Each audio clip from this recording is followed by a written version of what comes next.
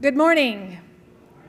I'd like to welcome you to the Seaman A. Knapp Memorial Lecture. I am Linda Martin, Vice Chair of the Board Ag Assembly Policy Board of Directors, and I'm standing in for Scott Engel. And on behalf of the Policy Board and the Board on Ag Assembly, I'd like to welcome you to this session. Each year at this annual meeting, the Board on Agricultural Assembly, in cooperation with USDA, presents a memorial lecture named after those individuals who were driving forces behind the movement that fashioned the Landgrant college system that we know today. They included Justin Smith Morrill, William Henry Hatch, and Seaman A. Knapp. Today's memorial lecture is in recognition of the life and work of Seaman A. Knapp. Knapp was a driving force behind the establishment of demonstration farming that ultimately led to the federal funding for the experiment stations in each of the states, and later the establishment of cadres of workers to work with farmers at the county level throughout the southern states, utilizing the principle of demonstration. His efforts and passion led to the passage of the Smith-Lever Act, giving birth to the Cooperative Extension as we know it today. It is indeed once again my pleasure to introduce Dr. Catherine E. Witecki, Undersecretary of Research, Education, and Economics and Chief Scientist for the USDA, who will introduce our speaker this morning. Dr. Witecki.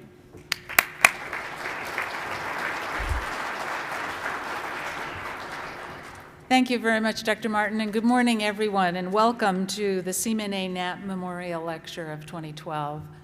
I was delighted when I learned that Dr. Cruzado had been nominated to give this address, and I was even more thrilled when she accepted. So thank you. Dr. Cruzado has so many insights that I think are going to be very important for us to hear. And she comes from a very different background than many of the rest of us in this room. I am told that she's the first in her family to have attended a four-year college.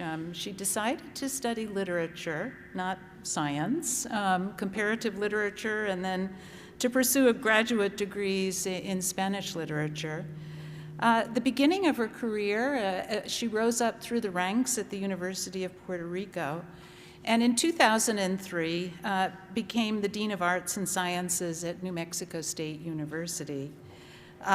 Just a little bit short of 3 years ago, she moved to Montana State University and assumed the role of the president there, where she is the 12th president of New Mexico State University, Montana State University. What a slip. I've had the opportunity to hear Dr. Cruzado speak on several occasions. She's articulate, she's inspirational, and she really understands the role of public universities. But since coming to the Landgrant University family, she speaks with the passion of the converted. She really, I think, is convinced of the importance of our three-part mission of research, education, and extension.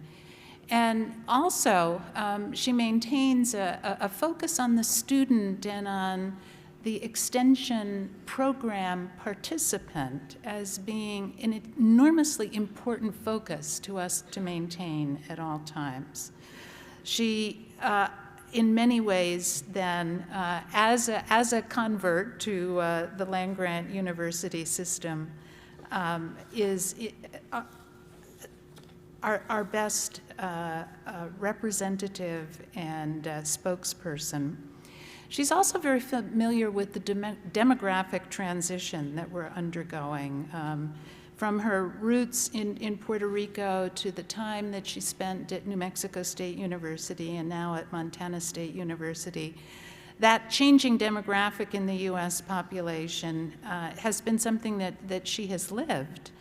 And I think it's also very important to note that Montana State is now an Hispanic serving institution.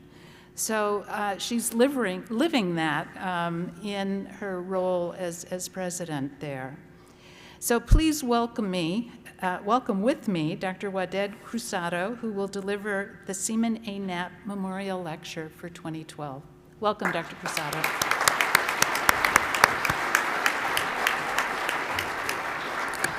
Thank you so much, and good morning. Thank you very much for the immense privilege of addressing you this morning. I would like to thank Peter McPherson, president of APLU, and Doug Steele, director of AgriLife Extension System at Texas A&M, for making it possible for me to honor Seaman A. Knapp, one of the most respected educators in our history, and in every way, an innovator of premier order. I would also like to recognize the members of the Cooperative Extension System, and especially Mary Burrows from Montana State University, who has received the APLU Western Region Award for Excellence in Education, and Mike Vogel from Montana State University, who also he and his team received the National Extension Diversity Award. And thank you all, members of the audience, who in one way or another are engaged in the vital and forward-looking work of providing higher education of exceptional quality to our citizens in America and around the world. As a proud alumna and as a servant of the Landgrant University system, I remind myself that our constituents hold high expectations about what our particular brand of universities can, should, and must bring to their lives today and to the generations that will inherit the land tomorrow.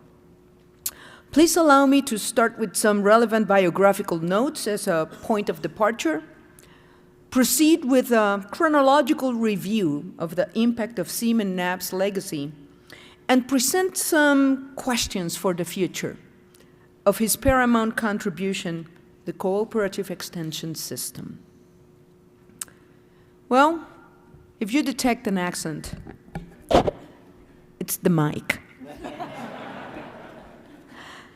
I was born and raised in Puerto Rico, in the western city that is home to the only land-grant university in the Caribbean, the University of Puerto Rico at Mayagüez, which is also the only land-grant university in a Spanish-speaking country. Since the turn of the century, the University of Puerto Rico at Mayagüez has been preparing the engineers, the scientists, and the professionals that have transformed forever the economic landscape of the island and of the Caribbean basin. Therefore, as a child, I always aspired to attend Puerto Rico's land-grant university. Like many of you, I was the first person in my family to graduate from college. My grandparents were farmers, coffee and citrus. My stepfather was a coffee merchant, and my mother was a homemaker, endowed with intelligence and drive. So what was it that made it possible for me to explore a life path different from that of my family? The answer is simple. I was given an opportunity to go to college. As a result, I'm determined to ensure that no other young man or woman is deprived of the wonders of a college education, because education truly transforms lives. The education that many of us have received in a land-grant university has provided us with blessings we could not have ever envisioned. In my case, it enabled me to start my career at the University of Puerto Rico at Mayagüez, giving me an opportunity to give back and to pay forward. My education made it possible for me to work at another land-grant university when I moved from the island of enchantment to the land of enchantment, New Mexico. And most recently, it allowed me to live and work in the majestic state of Montana, serving the first land-grant university of the state.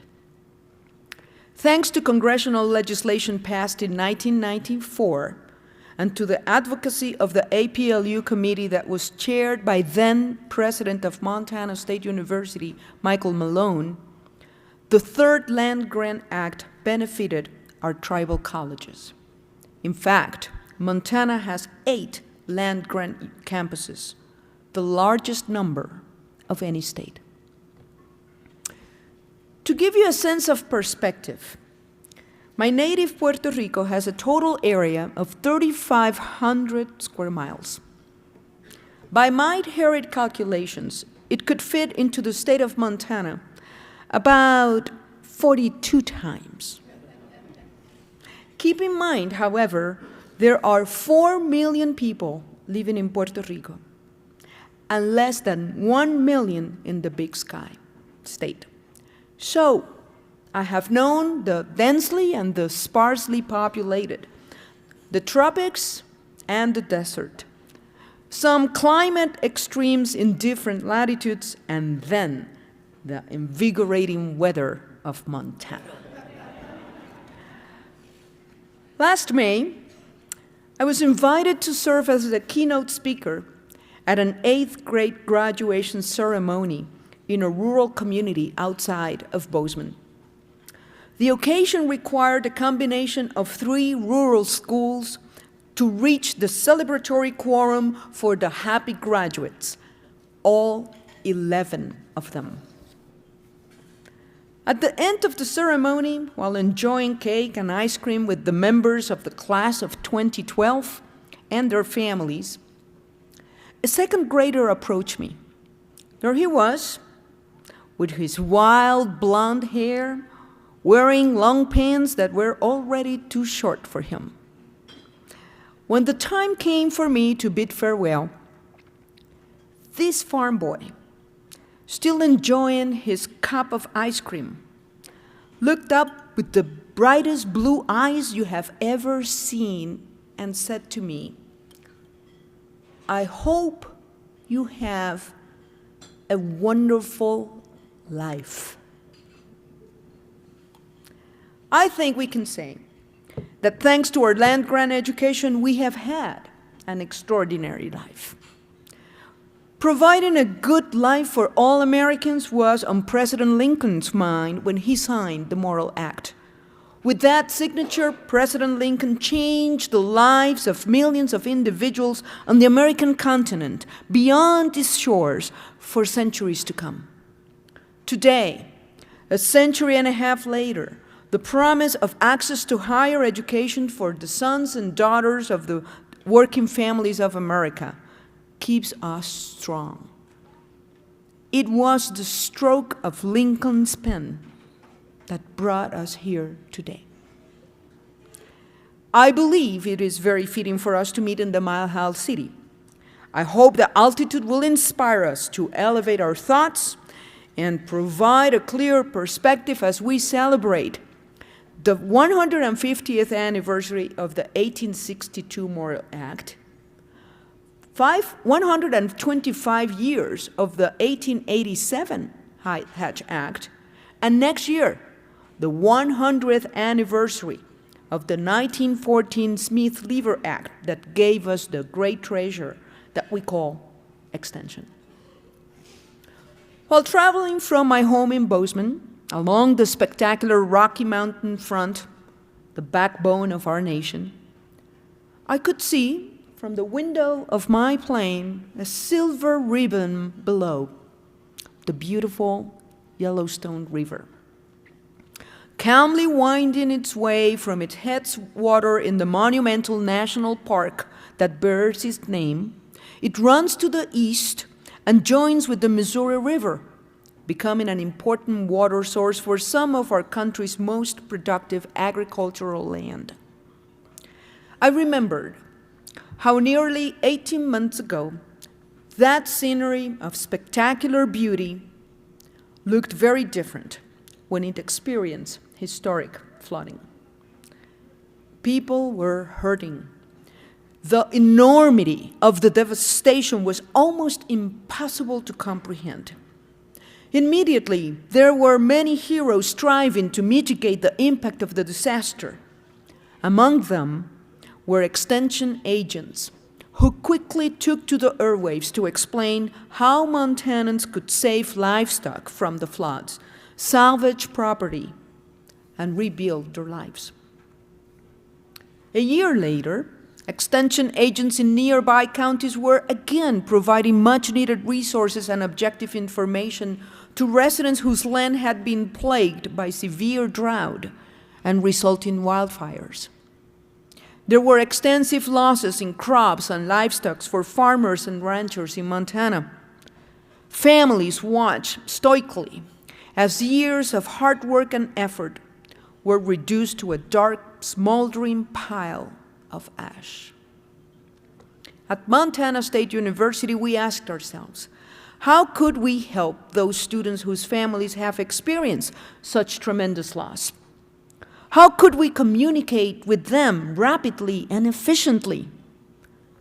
The answer came quickly. MSU Extension can help.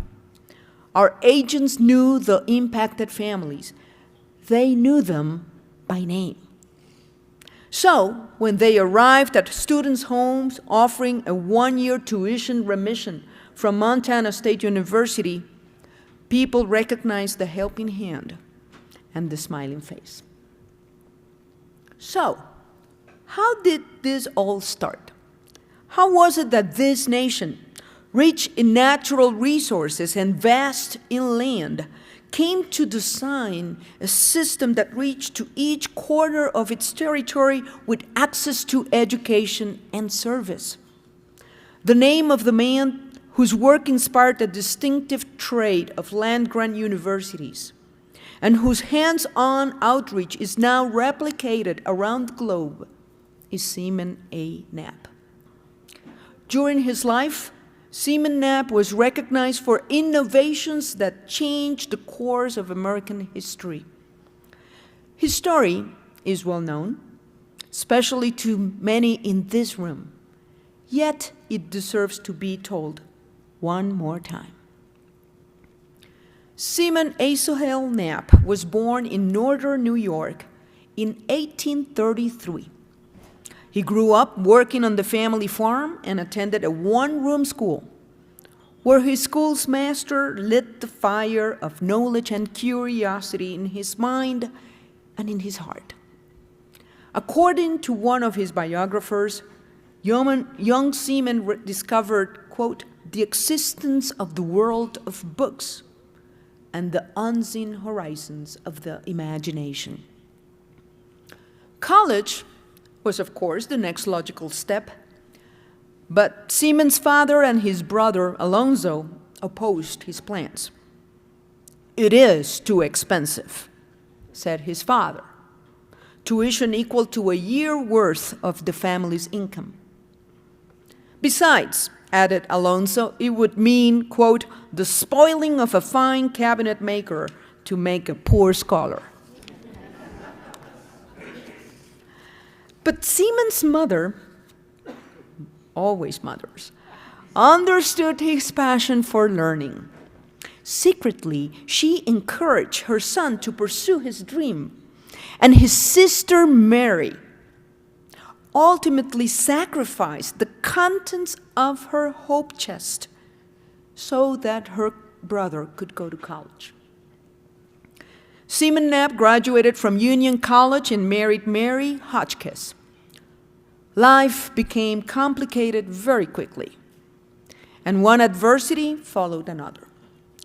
While working in Vermont, he suffered an accident that destroyed his knee, almost crippling him for life.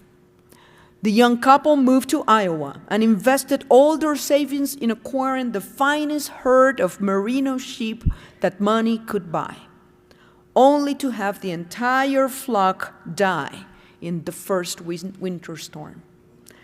The harsh, cold weather in the Iowa plains was very different from the hilly landscape of Knapp's native countryside.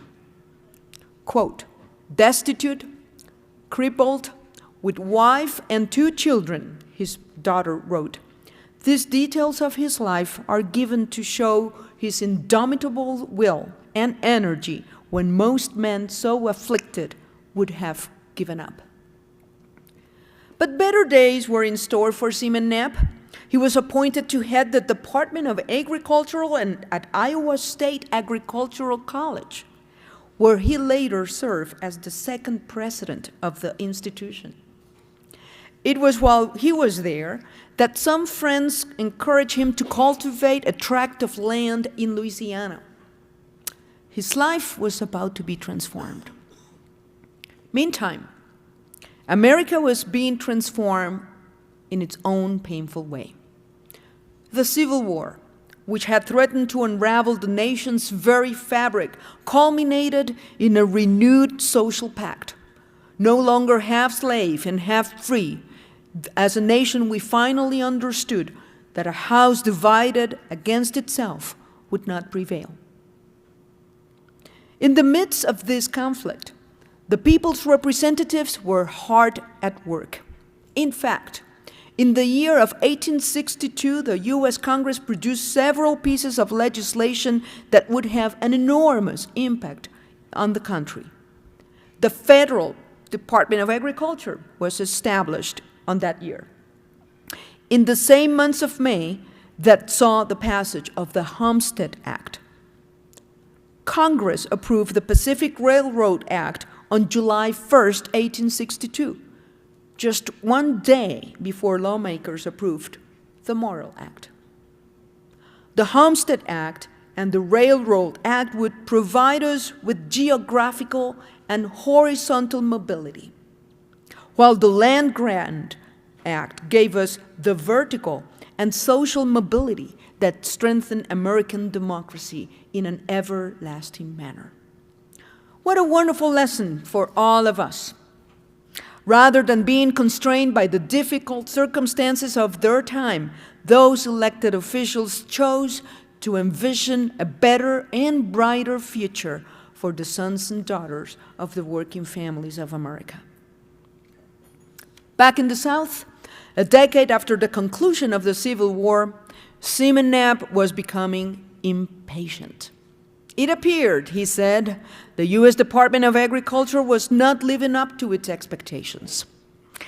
Increasingly frustrated with the lack of scientific research that would result in meaningful contributions to the advancement of agricultural production, Knapp became an advocate for the passage of the Hatch Act. With its approval in 1887, agricultural experiment stations were established at land-grant universities across the country.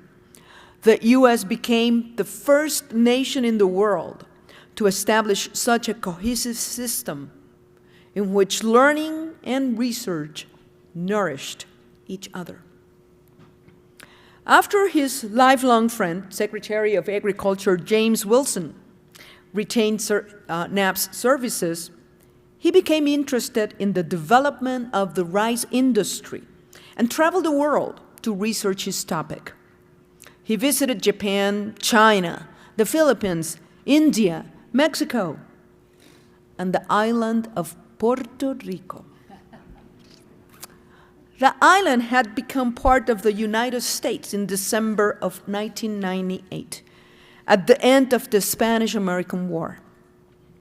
Exactly 2 years later, the U.S. Department of Agriculture delivered to Congress a report entitled Agricultural Resources and Capabilities of Puerto Rico. The report proposed, among other developments for the impoverished island, the creation of a federally funded agricultural experiment station to be established permanently in the western city of Mayagüez. The author and proponent was Seaman A. Knapp. Another opportunity was in the horizon for this indefatigable visionary. When the South suffered the disastrous effects of the boll weevil infestation, which was rapidly destroying hundreds of acres of cotton plantations. Cotton, the king of the southern industries, was brought to its knees.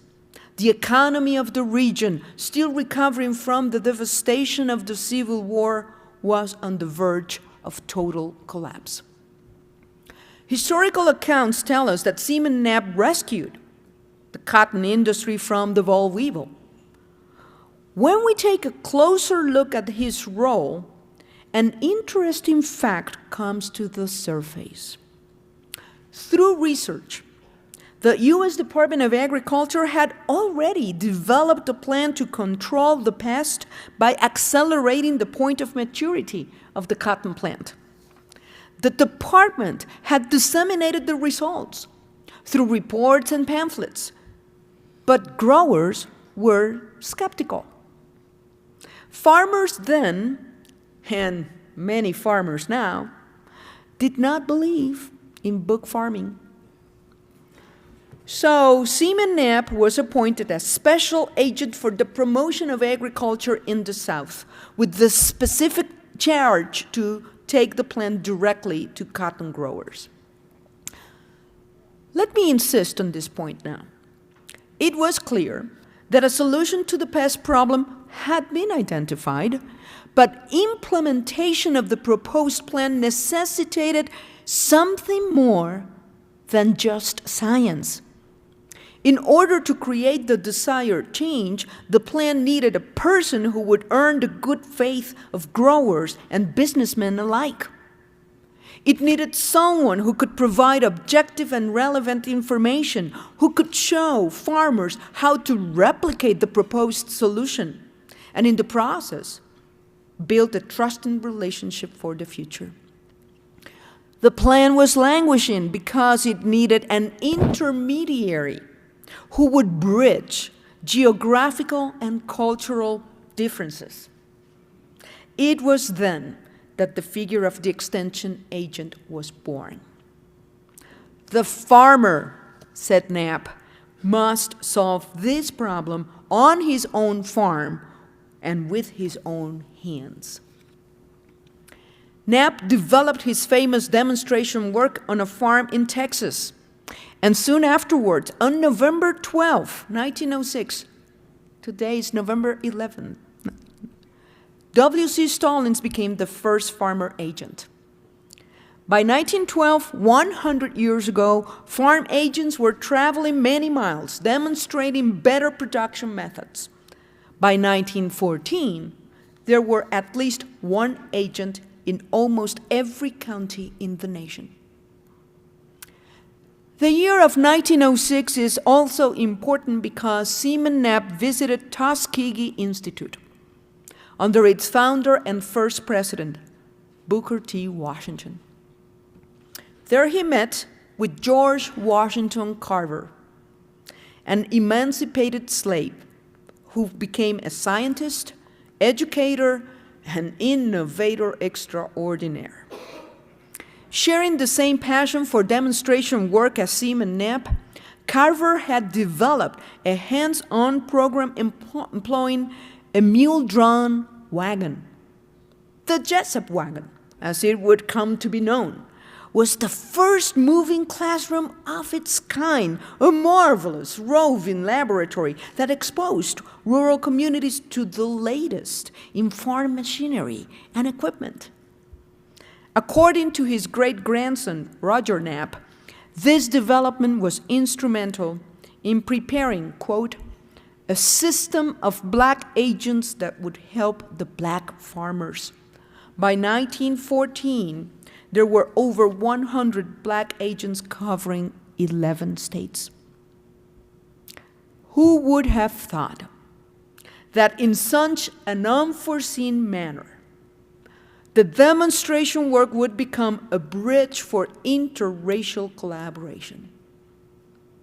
Robert Motton, the second president of Tuskegee, summarized the feat in this manner, quote, no other two men have done more for the Negro in the Lower South since emancipation than did Seaman A. Knapp and Booker T. Washington. So powerful was this simple demonstration methodology that in a very short time, it swept the nation with a wave of optimism. Quote, Every man that had been helped by the agent invariably wanted to help his neighbors, asserts Roger Knapp. The people took on new confidence and hope. The period of the demonstration work from 1906 to 1914 was precisely the period of the most rapid development in public education. The demonstration work also resulted in prosperity in ever-expanded circles. Agricultural communities started buying products manufactured in urban centers, which resulted in economic growth and a better quality of life for all. In this thriving environment, President Theodore Roosevelt approved the Commission on Country Life, which recommended the addition of the third coordinated branch of extension work to complete the branches of teaching and research in land-grant universities. The language included in this recommendation deserves to be quoted in its entirety. Each state college of agriculture should be empowered to organize, as soon as practicable, a complete department of college extension so managed as to reach every person on the land in its state with both information and inspiration. The rest, as they say, is history. The pathway to the Smith-Lever Act had been carved out. Championed by Congressman Asbury F. Lever of South Carolina and Senator Hoke Smith of Georgia. In 1914, Congress approved the bill that gave life to the Cooperative Extension system. On the occasion of its signage, President Woodrow Wilson described it in a powerful manner. Quote, "Next to the Federal Reserve Act, this is our greatest contribution to the national welfare." It is obvious that Seaman Knapp was a man ahead of his time, an advocate for a dignified quality of life for the underserved, a tireless innovator in the improvement of agriculture, and an advisor to legislation that would foster social and economic advancement through science and service. That is why we celebrate the man who has been hailed as the father of the extension system, the schoolmaster of American agriculture, and one of our greatest agricultural leaders. Yet, it is undeniable that despite the devotion, the best effort, and the incredible accomplishments of thousands of extension agents documented in every corner of our country, extension has faced and continues to confront many challenges. Some of them, like those associated with budget constraints, are nothing new. Sadly, we have almost become accustomed to attrition being the normal way of conducting our business. Some of the circumstances extension faces today are, however, unprecedented. Challenges such as A, changes in demographics with the aging and diversification of a critical population served by extension. B, different agricultural patterns with larger corporations and fewer independent farmers who are an important base for extension. C, increase in difficulty recruiting young agents who often find more lucrative careers elsewhere. And D, an overwhelming amount of information, mostly free and readily available on computers everywhere. Some dedicated agents and users fear, once again, that the best of extension have come and gone. I know that many of us have had interesting conversations with those unfamiliar with extension and even with some elected officials who question the value of extension today. So let's examine some of the statements that are commonly heard. I had no idea that Extension was part of your university. Many people are surprised to learn that Extension was designed to complete and complement the educational mission of land-grant universities. Extension was conceived as the vehicle that would transmit the research conducted in the labs and in the fields, the lessons that were taught in the classroom, to those individuals who were not residents of the land-grant universities. This third branch of our tripartite mission has an unbreakable bond with land-grant institutions. The founding commission described it almost as a conditio sine qua non, quote, without which, said the commission, no college of agriculture can adequately serve its state. It is to the extension department of these colleges, if properly conducted, that we must now look for the most effective rousing of the people of the land. End of quote. Because of Extension and the nature of its geographical presence, we can rightfully assert that our entire state is our campus. Actually, Extension occupies not only the dimension of place, but the dimension of time as well, with programs and services offered year-round. With almost no restrictions in place and in time, Extension provides access to all, sharing the land-grant value of serving every man, woman, and child who can benefit from the fruits of our educational labor. Finally, Extension is the component that enables land-grant universities to break away from the isolation of the ivory tower. It builds bridges and connects us to our communities in a meaningful way. John R. Campbell explained eloquently the transformation that was brought in our universities by Extension when he said, quote, "The university campus came to be recognized as one of the most heavily traveled crossroads in America, an intersection traversed by farmers and ranchers, by homemakers, by persons in other businesses and industries, and by politicians, as well as by students from every part of every state, not to mention other states and nations." Looking towards the future, in addition to the questions we are being asked by others, we should be asking even tougher questions of ourselves. Such as, if our extension programs are partners in our scholarly endeavors, if they are one crucial element in our three-dimensional mission, do we hold the extension initiatives in the same level of esteem as our academic and research endeavors? Do we value them and reward them in a manner that is consistent with our aspirations as engaged land-grant universities? A second statement we frequently hear is, "I like extension programs, but I'm not willing to pay for them." The word cooperative, as in cooperative extension, isn't the name for a very good reason. It denotes a funding model that goes back to the manner in which Seaman Knapp first proposed his demonstration work.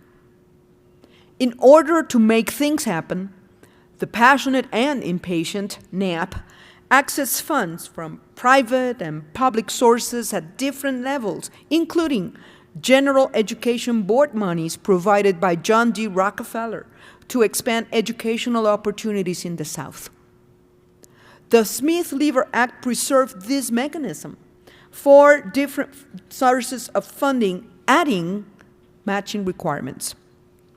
The legislation described extension as, quote, "a cooperative venture among federal, state, local, and individual funding support, a system of adult and youth education that has become a model for the rest of the world," end of quote. Certainly, at the time of its creation and even today, Extension offers a distinctly entrepreneurial approach to a federally established program. This fact reflects that Extension was born out of necessity and grew based upon the age-old principles of collaboration and partnership. Looking towards the future, then, we should ask, where in our funding priorities is Extension? If our budgets are a reflection of our values, how do we, or even do we, help make its case not only at the county, state, and federal levels, but also at our own institutions? Next time someone asks Extension to embrace one more great project, are we ready to apportion an adequate level of funding to make it happen? A third common assertion is, Extension programs are dated. We are not an agricultural society anymore.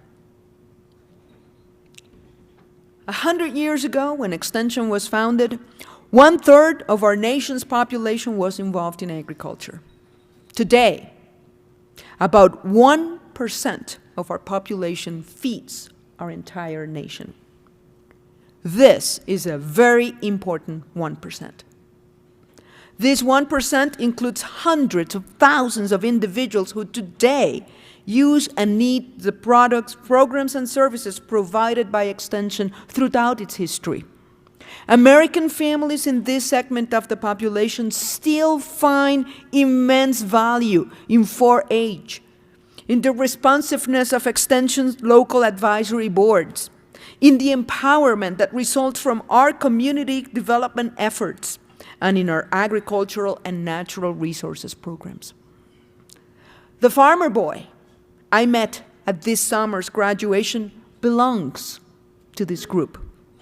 He, his family, and hundreds of thousands like him around the nation look up to our programs as a source of stability for the present and hope for the future. Thanks to the advancement of the agricultural research that is conducted in our universities and at our experimental stations every day, we have increased productivity and quality of food, fiber, and fuel like never before. At the same time, we have protected pricing structures and ensure that farmers and ranchers will receive a profitable return on their investment and enjoy, as Seaman Knapp envisioned, a more satisfying and comfortable quality of life. It is important, however, for us to be more vigilant than ever, to strive for reasonable agility and to be not too set in our ways. There have been moments in our history when the dissemination means for the research conducted at land-grant universities and the U.S. Department of Agriculture has not been particularly well respected. Wayne Rasmussen reminds us of times when prominent farmer and agricultural associations have voiced concerns about the relevance and utility of the research produced by faculty and researchers, quote, criticizing the reports as compendiums of old, useless materials. Farmers said that the research reports could not be applied to meet their needs. Even in his time, Seaman Knapp had some strong words of caution that still resonate today. Quote, it is a sad commentary on our land-grant institutions of higher education, he lamented, when they devote more time to their bureaucratic needs than to the people trapped in the cluster misery of poverty. The promise of our future will depend largely on how well we continue to adapt to our new realities, being responsive to the changing phase of our national demographics. Several extension programs have already implemented urban projects in which a strong interest in agriculture is having a transformative effect. The local food movement and a new widespread interest in urban gardening are making a difference in the nutrition, health, and well-being of these communities. In essence, these new offshoots are a grassroots movement for which Extension is a perfect collaborator and, just as we were challenged to be, a source of inspiration. Some of the questions for our future are: how can we help Extension continue to strengthen its agricultural programs? How can we better market the exciting projects that have provided legitimacy to Extension among the agricultural producers of the nation and the world? How do we tell our story in a way that honors our traditions and integrates the new voices of society today? How do we expand our circle and bridge differences so that we include the values and the assets of the traditional rural landscapes, as well as those of the urgent urban realities? This brings us to another challenge which we frequently hear, which is almost the opposite of the previous one, which goes to show that you can't win. It goes like this: it looks like Extension is losing its mission. The agricultural and natural resources programs were the first base of support of Extension, followed by programs in youth development like 4-H, as well as those in family and consumer science and community development. Extension excels in providing educational and service programs that have relevancy for people from different backgrounds, ages, and socioeconomic status. However, in their survey of 1981, Paul Warner and James Christensen reported, quote, "Some individuals see Extension as moving too far away from its traditional programs and clientele.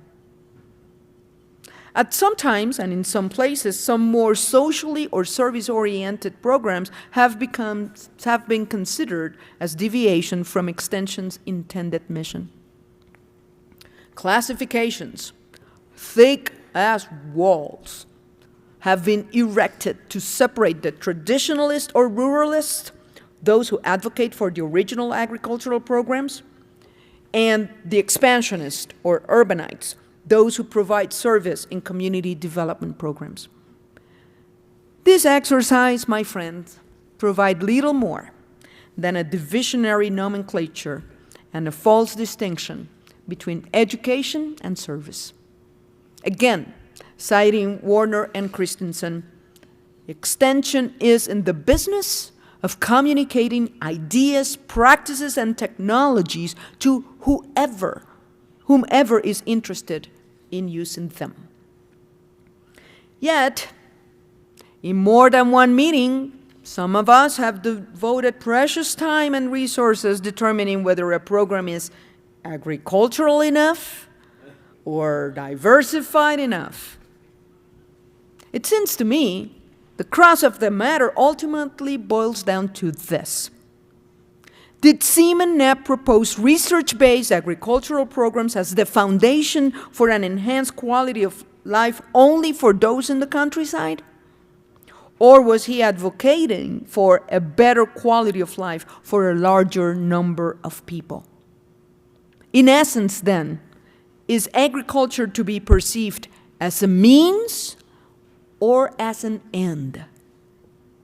I think it was, and it still is, both. For people who are in need, all our programs are needed. Agricultural education, youth development, family and consumer science, and community development. Still, let's accept that in some occasions a sense of civil rivalry gets in the way of what we have to do. This is nothing but an unnecessary slippery slope. Your mission, said CIEM-NAP, is to solve the problems of poverty, to increase the measures of happiness, and to harness the forces of all learning to the useful and needful in human society.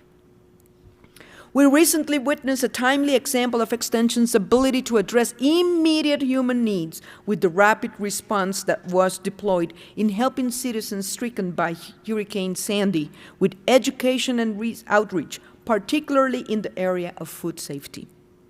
Extension organizations in the East Coast will continue to help storm victims by providing them with information about the most effective science-based strategies to prevent and reduce foodborne illnesses. Such objective and personal response to crisis points to Extension's value in America today. This is our best answer to those who might be confused about Extension's mission. This is how we continue to anchor our credibility and enhance our base of support.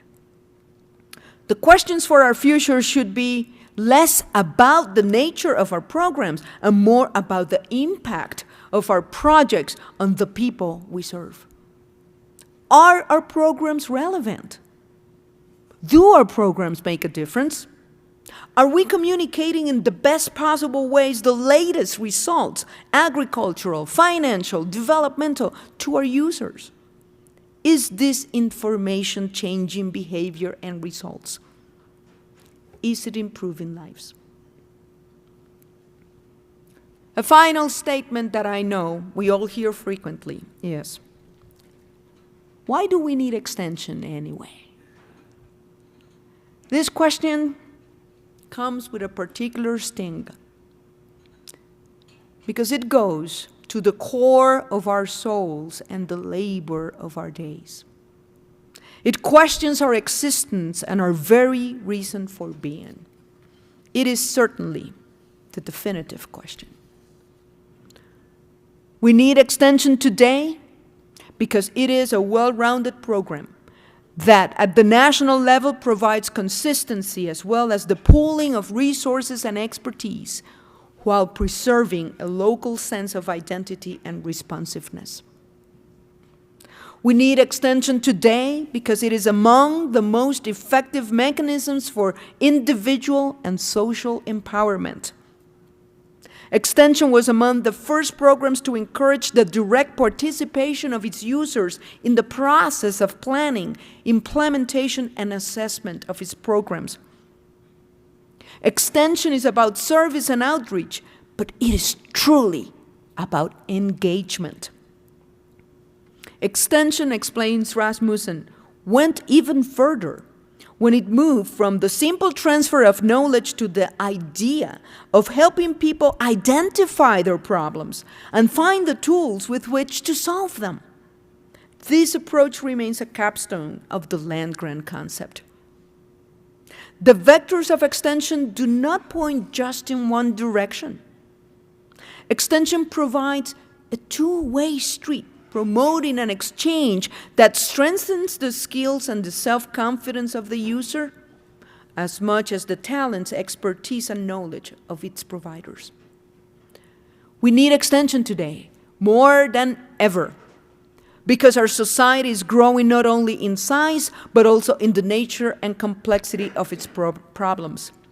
The recent and painful lessons of natural disasters, the threats of man-made catastrophes, of pandemic diseases, and the fragility of the technological systems on which our trust and welfare so confidently reside, give us reason to be concerned. But we also need extension not only for the times of deprivation and sorrow, but also for those of prosperity and happiness and celebration. People in extension know that the future will always be better, of necessity, if it finds in us the unwavering resolve to learn from each other and to help each other. Plain and simple, we need extension. And we are all called to be agents who transmit the message that a better, healthier, happier world is within our reach. 100 years from now, we will still rely on the individual-to-individual contact that Seaman-Knapp recognized as the most transformative tool for change that humans have at their disposal. There is a structure in Washington, D.C. that, rich in symbolism, commemorates Seaman-Knapp. It is not a building with thick walls. It is a bridge. We salute Seaman-Knapp today as one of the sources of inspirations for land-grant universities and as the pioneer of the extension system. Let's affirm our commitment to the powerful legacy we have inherited, the land-grant university system with its inseparable tripartite mission of teaching, research, and service. Let's recommit to being even more extended, more engaged, more meaningful institutions. Seaman Knapp encouraged us in almost Jeffersonian tones when he said, "Now, let us have an education for the masses, one that will fit them to become a great, honest, faithful, intelligent, toiling, thrifty, common people upon which alone great nations are founded." Happy 100 years of extension, dear colleagues. I salute all of you for your dedication and for your many extraordinary accomplishments. I should mention that there is one last statement that I commonly hear, and that is, extension agents are the unsung heroes of this nation and have the best people skills that one can find.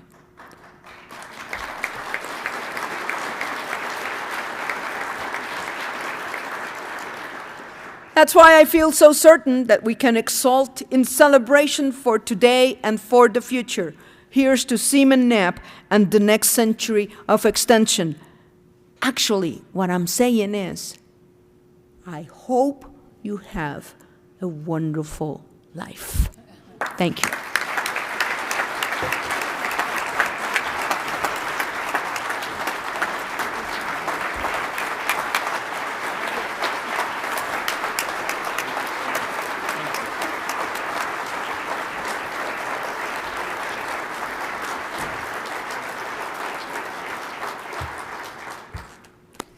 And now that you're sitting down, would you please stand up and join me back here?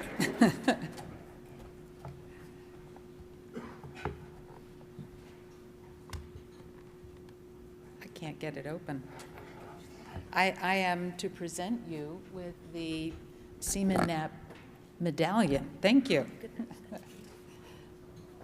So this is the Seaman Knapp Memorial Lectureship for Cooperative Extension System, and we would like to present you with this medallion so that you will be able to remember and to remind us of the wisdom that you provided us with today. Thank you so much.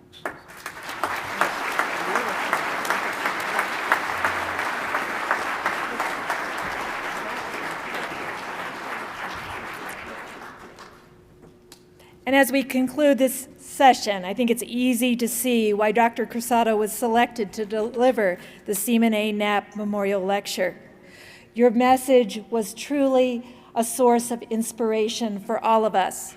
And as we close, please join me in thanking Dr. Cruzado once again for delivering such a critical message with such passion and inspiration.